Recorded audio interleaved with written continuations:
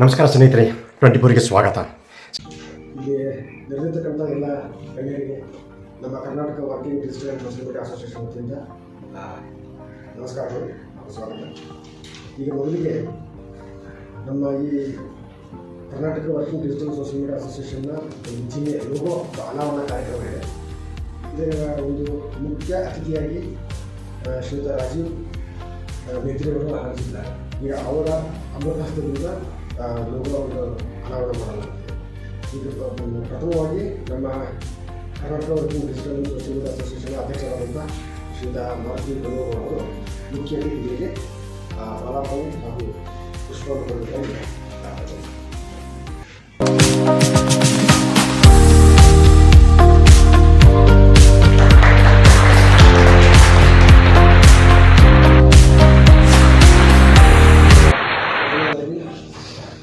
ಹಿರಿಯ ನ್ಯಾಯವಾದಿಗಳು ಹಾಗೂ ಗಣಿತಜ್ಞ ಡಾಕ್ಟರ್ ರವೀಂದ್ರ ತೋಡ್ಕರ್ ಅವರಿಗೆ ನಮ್ಮ ಅಧ್ಯಕ್ಷರಿಂದ ಮಾಲಾರ್ಪಣೆ ಹಾಗೂ ಪುಷ್ಪ.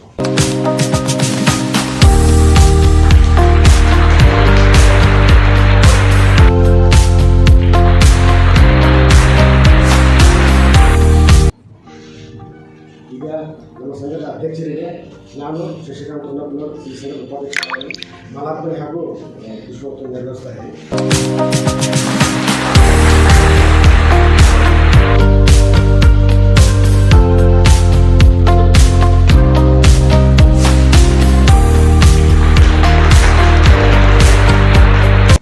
ಈಗ ನಮ್ಮ ಸಂಘಟನೆಯ ಉಪಾಧ್ಯಕ್ಷರಾದ ಶಶಿಕಾಂತ್ ಹೊನ್ನಪ್ಪನವರಿಗೆ ನಾನೇ ಮಾಲಾರ್ಪಣೆ ಮಾಡ್ತೀನಿ.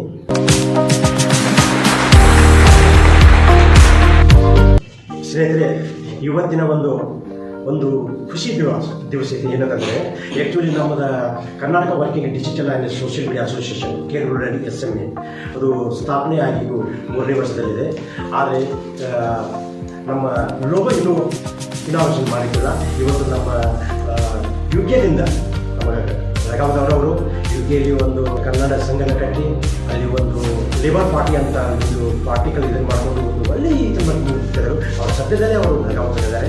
ಅದಕ್ಕೆ ನಮ್ಮ ಸಂಘಟನೆಯ ಈಗ ಅಡ್ವೈಸರಾದ ಶ್ರೀಯುತ ನಮ್ಮ ತೊಡಗೇರ್ ಸಾಹೇಬರು ಹೇಳಿದ್ರು, ಈಗ ಬರ್ತಾ ಇದ್ದಾರೆ, ಏನು ನಮ್ಮ ಲೋಗೋ ಆಗಲಿ ಯಾವಾಗ ಕಾರ್ಯಕ್ರಮ ನೋಡಬೇಕಂದ್ರೆ ಅದಕ್ಕೆ ತಕ್ಷಣ ನಾವು ಮಾಡಿಬಿಡಿ ಸರ್. ಅದರಲ್ಲಿ ನಿನ್ನೆ ತಾನೇ ಇದು ಫಂಕ್ಷನ್ ಅಲ್ಲ, ಆ್ಯಕ್ಚುಲಿ ಇದು ಸರ್ಟನ್ಲಿ ಆದ ಒಂದು ನಮಗಂತೂ ಒಂದು ಬಯಸದೇ ಬಂದ ಭಾಗ್ಯ ಅಂತ ಹೇಳ್ಬೋದು. ನಮ್ಮ ರಾಜೀವ್ ಮೇತ್ರಿ ಸಾಹೇಬರು ಬಂದಿದ್ದಾರೆ. ಅವರ ಅಮೃತಹಸ್ತದಿಂದ ನಮ್ಮ ಲೋಗೋವನ್ನು ಉದ್ಘಾಟನೆ ಮತ್ತು ಇನಾಗ್ರೇಷನ್ ಲೋಕಾರ್ಪಣೆ ಮಾಡಬೇಕಂತ ಬಂದಿದ್ದೀವಿ. ನಾವು ಅವ್ರ ಕಡೆಗೆ ಕೇಳ್ಕೊಳ್ತೀನಿ, ಸರ್ ನೀವು ನಮ್ಮ ಲೋಗೋವನ್ನು ನಾವು ಮಾಡಬೇಕಂತ ಕೇಳ್ಕೊಳ್ತೀನಿ.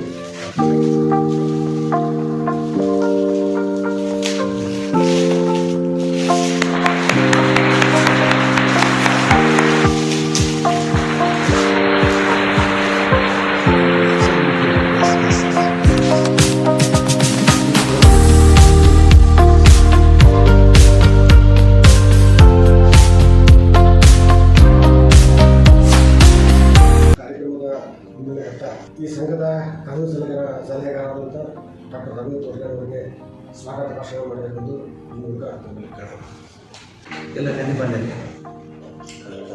ಇವತ್ತಿನ ದಿವಸ ಕರ್ನಾಟಕ ವರ್ಕಿಂಗ್ ಡಿಜಿಟಲ್ ಮತ್ತು ಸೋಷಿಯಲ್ ಮೀಡಿಯಾ ಅಸೋಸಿಯೇಷನ್ ಇವರ ಪರವಾಗಿ ಒಂದು ಅವರ ಲೋಗೋ ಅದನ್ನು ಅನಾವರಣ ಮಾಡುವಂಥ ಒಂದು ಸುಸಂದರ್ಭ.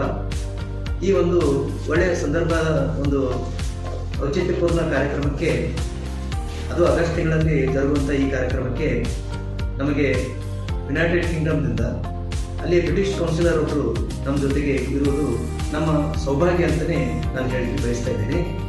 ಯಾಕಂತಂದರೆ ಅವರು ನಮಗೆ ಈ ಒಂದು ಲೋಗೋ ಕಾರ್ಯಕ್ರಮದ ಉದ್ಘಾಟನೆಯ ಮತ್ತು ಅನಾವರಣ ಸಮಾರಂಭದ ಈ ಕಾರ್ಯಕ್ರಮಕ್ಕೆ ಅವರು ಉಪಸ್ಥಿತರಿರುವುದು ನಮಗೆ ಒಂದು ಹಂಡೆ ಹಾಲು ಕೊಡೋದಷ್ಟು ಖುಷಿಯಾಗಿದೆ ಅಂತ ಹೇಳಿ ಬಯಸ್ತಾ ಇದ್ದೀನಿ.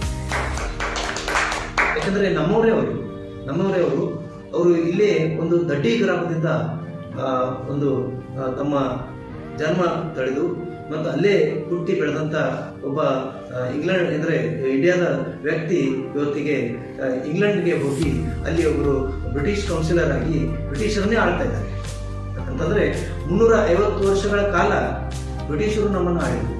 ಆದರೆ ಇವತ್ತಿನ ಸಂದರ್ಭ ಒಳಗೆ ನಾವು ಈಗಾಗಲೇ ನೋಡಿದ ಪ್ರಕಾರ ಈಗ ನಮ್ಮ ನಾರಾಯಣ ಮೂರ್ತಿಯವರ ಒಬ್ಬ ಹಳೆಯನಾದಂತಹ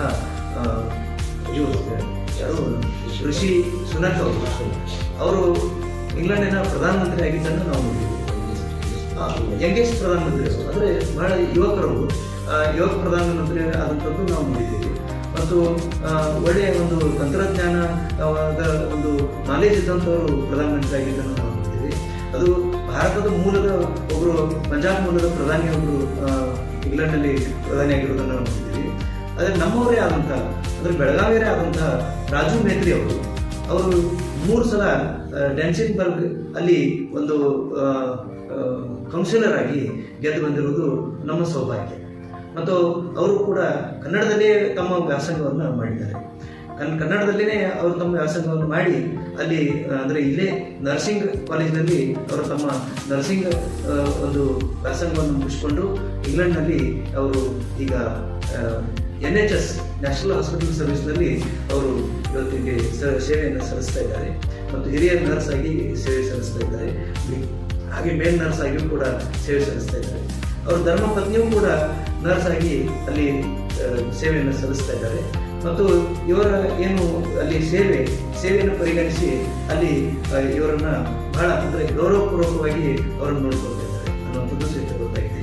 ಯಾಕಂತಂದ್ರೆ ಒಂದು ಜನಸೇವಕನೂ ಕೂಡ ಇನ್ನೊಂದು ಕಡೆ ಅಂತ ನೋಡಿದರೆ ಅವರು ಒಂದು ಶುಶ್ರೂಷ ಆಗಿ ಅಂದರೆ ಜನರ ಕಲ್ಯಾಣಕ್ಕಾಗಿ ಮತ್ತು ಜನರ ಒಂದು ವೈದ್ಯಕೀಯ ಸೇವೆಯಲ್ಲಿ ಕೂಡ ತಮ್ಮ ಸೇವೆಯನ್ನು ಸಲ್ಲಿಸ್ತಾ ಇದ್ದಾರೆ. ಅಂಥವರು ನಮ್ಮ ಈ ಒಂದು ಕಾರ್ಯಕ್ರಮಕ್ಕೆ ಬಂದಿರೋದು ಮತ್ತು ನಮ್ಮ ಲೋಗೋವನ್ನು ಅನಾವರಣಗೊಳಿಸಿರೋದು ನಮಗೆ ನಿಜಕ್ಕೂ ಕೂಡ ಬಹಳ ಸಂತೋಷದಾಯಕ ಸಂಗತಿ ಅಂತ ಹೇಳಲಿಕ್ಕೆ ನಾನು ಬಯಸ್ತಾ ಇದ್ದೇನೆ. ಅದಕ್ಕೆ ಪ್ರಪ್ರಥಮದಲ್ಲಿ ನಮ್ಮ ರಾಜು ಮೇತ್ರಿ ಅವರಿಗೆ ಸ್ವಾಗತವನ್ನು ಕೋರ್ತಾ ಇದ್ದೀನಿ. ಹಾಗೆ ಕರ್ನಾಟಕ ವರ್ಕಿಂಗ್ ಡಿಜಿಟಲ್ ಮತ್ತು ಸೋಷಿಯಲ್ ಮೀಡಿಯಾ ಅಸೋಸಿಯೇಷನ್ನ ಅಧ್ಯಕ್ಷರು. ಯಾವಾಗ ನೋಡಿದ್ರು ಕಾರ್ಯಚಟುವಟಿಕೆಯಲ್ಲಿದ್ದರು. ಅಂದರೆ ಒಮ್ಮೆ ನಮ್ಮ ಕೋರ್ಟಲ್ಲಿ ಇದ್ದಾರೆ ಅಂತಂದರೆ ಇನ್ನೊಂದು ಸಲ ಅವರು DC ಆಫೀಸ್ನಲ್ಲಿ ಕಾಣಿಸ್ತಾ ಇರ್ತಾರೆ. DC ಆಫೀಸ್ನಲ್ಲಿ ಇದ್ದಾರೆ ಅಂದರೆ ಇನ್ನೊಂದು ಪ್ರೆಸ್ ಮೀಟ್ನಲ್ಲಿ ಕಾಣಿಸ್ತಾ ಇರ್ತಾರೆ. ಪ್ರೆಸ್ ಮೀಟ್ ಅಂದರೆ ಇಷ್ಟೊಂದು ಚಟುವಟಿಕೆ ಒಳಗೆ ಓಡಾಡ್ಕೊಂತ ಕೆಲಸ ಮಾಡುವಂಥವ್ರು. ಅಂದರೆ ನಿಜಕ್ಕೂ ಅವ್ರು ನೋಡಿದರೆ ಅಂದರೆ ಯುವಕರಂಗೂ ಓಡಾಡ್ತಿರ್ತಾರೆ. ಭಾಳಷ್ಟು ಕೆಲಸ ಕಾರ್ಯಗಳನ್ನು ಮಾಡ್ತಾ ಇರ್ತಾರೆ. ಮತ್ತು ಅವರು ನ್ಯೂಸ್ ಕಲೆಕ್ಷನ್ ಯಾವಾಗ ಮಾಡ್ತಾರೆ, ಆ ನ್ಯೂಸ್ ಎಡಿಟಿಂಗ್ ಯಾವಾಗ ಮಾಡ್ತಾರೆ, ಆ ನ್ಯೂಸನ್ನು ಬರೋದು ಯಾವಾಗ ಸಾದರಪಡಿಸ್ತಾರೆ, ಇದು ಅದು ಅಂದರೆ ನಿಜಕ್ಕೂ ಬಹಳ ಅದ್ಭುತ ಅಂತ ಅನಿಸ್ತದೆ. ಯಾಕಂದರೆ ಅವರು 4 ಭಾಷೆ ಪಂಡಿತರು. ಒಂದು ಹಿಂದಿ ಬಲ್ಲವರು, ಇಂಗ್ಲೀಷ್ ಬಲ್ಲವರು, ಕನ್ನಡ ಬಲ್ಲವರು, ಹಾಗೆ ಉರ್ದು, ಹಾಗೆ 4-5 ಭಾಷೆಯ ಪರಿಣಿತರು ಕೂಡ ಅವರು ದೆಹಲಿಯಲ್ಲಿಯೂ ಕೂಡ ಕಾರ್ಯಗಳನ್ನು ಮಾಡಿದ್ದಾರೆ. ಅವರು ಮಾರ್ಕೆಟಿಂಗ್ ಫೀಲ್ಡ್ನಲ್ಲಿ ಸಹಿತ ಅವರು ತಮ್ಮ ಛಾಪನ್ನು ಮೂಡಿಸಿದ್ದಾರೆ. ಅದೇ ರೀತಿಯಾಗಿ ಅವರು ದಿಲ್ಲಿ ಬಾರ್ಡರ್ನಲ್ಲಿ ಅಂದರೆ ಭಾರತದ ಒಂದು ಬಾರ್ಡರ್ನಲ್ಲಿ ಸಹಿತ ಕೆಲವೊಂದು ಪ್ರದೇಶದಲ್ಲಿ ಸ್ಥಳಗಳಲ್ಲಿ ಕೆಲಸ ಮಾಡಿದ್ದನ್ನು ನಾವು ಕಂಡಿದ್ದೇವೆ. ಅದಕ್ಕೆ ಅಂಥವರೊಬ್ಬರು ಕ್ರಿಯಾಶೀಲ ವ್ಯಕ್ತಿ ನಮ್ಮ ಕರ್ನಾಟಕ ವರ್ಕಿಂಗ್ ಡಿಜಿಟಲ್ ಹಾಗೂ ಸೋಷಿಯಲ್ ಮೀಡಿಯಾಕ್ಕೆ ಅಧ್ಯಕ್ಷರಾಗಿ ಆಯ್ಕೆಯಾಗಿರೋದು ಕೂಡ ಅಂದರೆ 3 ವರ್ಷಗಳ ಕಾಲ, ಅಂದರೆ ಒಂದೇ ವರ್ಷಕ್ಕೆ ಕೆಲಸ ಮಾಡಿದ್ದು ನಾವು ನೋಡಿದ್ವಿ ಎಷ್ಟೋ ಜನ. ಆದರೆ 3 ವರ್ಷಗಳ ಕಾಲ ತಮ್ಮ ಕೆಲಸವನ್ನು ಅದೇ ಸುಸ್ಥಿರವಾಗಿ ಮತ್ತು ಬಹಳ ಒಳ್ಳೆಯ ರೀತಿಯೊಳಗೆ ಕೆಲಸವನ್ನು ಮಾಡ್ತಾ ಇದ್ದಾರೆ. ಈಗ ಕರ್ನಾಟಕ ಡಿಜಿಟಲ್ ಸೋಷಿಯಲ್ ಮೀಡಿಯಾ ಇದನ್ನು ಅವರು ಇಡೀ ಉತ್ತರ ಕರ್ನಾಟಕದಲ್ಲಿ ಒಂದು 4-5 ಜಿಲ್ಲೆಗಳಲ್ಲಿ ಈಗಾಗಲೇ ಸ್ಥಾಪನೆ ಮಾಡಿದ್ದನ್ನು ಕೂಡ ನಾವು ನೋಡಿದ್ದೇವೆ. ಹಾಗೆ ಒಂದು ಅವರದೇ ಒಂದು ಊರಾದಂಥ ಚಿಕ್ಕೋಡಿಯಲ್ಲಿ ಇರ್ಬೋದು, ಅಥವಾ ಬಿಜಾಪುರ ಇರ್ಬೋದು, ಅಥವಾ ಬಾಗಲಕೋಟೆ ಇರ್ಬೋದು, ಹೀಗೆ ಸಾಕಷ್ಟು ಕಡೆಗಳಲ್ಲಿ ಅವರು ಈ ಒಂದು ಸೋಷಿಯಲ್ ಮೀಡಿಯಾದ ಒಂದು ಬ್ಯಾಚನ್ನು ಮಾಡ್ತಾ ಇದ್ದಾರೆ. ಅದಕ್ಕೆ ಖುಷಿ ಸಂಗತಿ. ಅವ್ರಿಗೂ ಕೂಡ ಈ ಕಾರ್ಯಕ್ರಮಕ್ಕೆ ಸ್ವಾಗತವನ್ನು ಕೋರ್ತಾ ಇದ್ದಾರೆ. ಹಾಗೆ ಉಪಾಧ್ಯಕ್ಷರು ಶ್ರೀಯುತ ಶಶಿಕಾಂತ್ ಅವರು ಕೂಡ ಬಹಳ ಕ್ರಿಯಾಶೀಲ ವ್ಯಕ್ತಿ. ಅವರು ಕೂಡ ಅವರು ತಮ್ಮ ಸುದರ್ಶನ್ ನ್ಯೂಸ್ ಮೂಲಕ ಅವರು ಬೆಳಕಿಗೆ ಬಂದವರು. ಬೆಳಗಾವಿಗೆ ಬಂದು ಸಾಕಷ್ಟು ಕೆಲಸ ಕಾರ್ಯಗಳನ್ನು ಮಾಡಿದ್ದಾರೆ. ನ್ಯೂಸ್ ಎಡಿಟರ್ ಆಗಿ ಕೆಲಸ ಮಾಡಿದ್ದಾರೆ. ನ್ಯೂಸ್ ಏನು ಕಲೆಕ್ಷನ್ನು, ನ್ಯೂಸ್ ಇದನ್ನು ಅಂದರೆ ಅದನ್ನು ಜನರಿಗೆ ತಲುಪಿಸುವವರೆಗೂ ಕೂಡ ಸಾಕಷ್ಟು ಕೆಲಸ ಕಾರ್ಯಗಳನ್ನು ಮಾಡಿದ್ದನ್ನು ನಾವು ನೋಡಿದ್ದೀವಿ. ಅವರು ಕೂಡ ಕ್ರಿಯಾಶೀಲ ವ್ಯಕ್ತಿಗಳು ಮತ್ತು ಉಪಾಧ್ಯಕ್ಷರಾಗಿ ಅವರು 3ನೇ ಅವಧಿಗೂ ಕೂಡ ಅವರನ್ನೇ ಆಯ್ಕೆ ಮಾಡಿರೋದು ನಮ್ಮೆಲ್ಲರ ಒಂದು ಸುದೈವ ಅಂತ ಹೇಳಿ ಬಯಸ್ತಾ ಇದ್ದೀನಿ. ಅವ್ರಿಗೂ ಕೂಡ ಈ ಒಂದು ಲೋಗೋ ಅನಾವರಣ ಕಾರ್ಯಕ್ರಮಕ್ಕೆ ಸ್ವಾಗತವನ್ನು ಕೊಡ್ತಿದ್ದೀನಿ.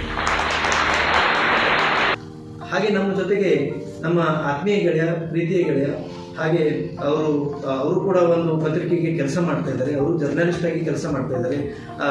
ಭೀಮಾ ವಾಯ್ಸ್ ಪತ್ರಿಕೆಗೆ ಅವರು ತಮ್ಮನ್ನು ತಾವು ಏನಿಲ್ಲಾಂದ್ರೂ ಒಂದು 8 ರಿಂದ 10 ವರ್ಷಗಳವರೆಗೆ ಈ ಒಂದು ಜರ್ನಲಿಸಂ ಫೀಲ್ಡ್ನಲ್ಲಿ ತಮ್ಮ ಕಾರ್ಯವೈಖರಿಯನ್ನು ತೋರಿಸಿದ್ದಾರೆ. ಅವರು ಕೂಡ ಬಹಳ ಒಳ್ಳೆಯ ಬರವಣಿಗೆಯನ್ನು ಬರೀತಾರೆ, ಹಾಗೆ ಆರ್ಟಿಕಲ್ ಬರೀತಾರೆ. ಒಳ್ಳೆಯ ಬುಕ್ ಕಲೆಕ್ಷನ್ ಇದೆ ಅವ್ರ ಮನೆಯವರು. ಕಾನ್ಸ್ಟಿಟ್ಯೂಷನ್ ಆಫ್ ಇಂಡಿಯಾ, ಭಾರತೀಯ ಸಂವಿಧಾನದ ಬಹುತೇಕ ಯಾರ್ಯಾರು ಎಷ್ಟೆಷ್ಟು ಲೇಖಕರಿದ್ದಾರೆ ಭಾರತದಲ್ಲಿ, ಆ ಎಲ್ಲ ಲೇಖಕರ ಒಂದು ಪ್ರತಿಗಳು ಕೂಡ ಅವ್ರ ಮನೆಯಲ್ಲಿದೆ. ಅದಕ್ಕೆ ಅವ್ರಿಗೂ ಕೂಡ ಈ ಒಂದು ಸಂದರ್ಭದಲ್ಲಿ ಆತ್ಮೀಯವಾಗಿ ಸ್ವಾಗತವನ್ನು ಕೊಡ್ತಾ ಇದ್ದೀನಿ. ನನಗೆ ಮಾತನಾಡಲಿಕ್ಕೆ ಅವಕಾಶ ಕೊಟ್ಟಂತ ಎಲ್ಲರಿಗೂ ವಂದಿಸಿ ನನ್ನ ಮಾತಿಗೆ ವಿರಾಮ ಹೇಳ್ತೀನಿ. ಜೈ ಹಿಂದ್, ಜೈ ಕರ್ನಾಟಕ.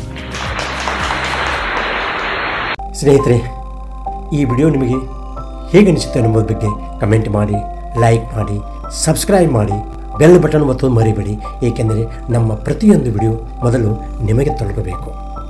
ನಮಸ್ಕಾರ.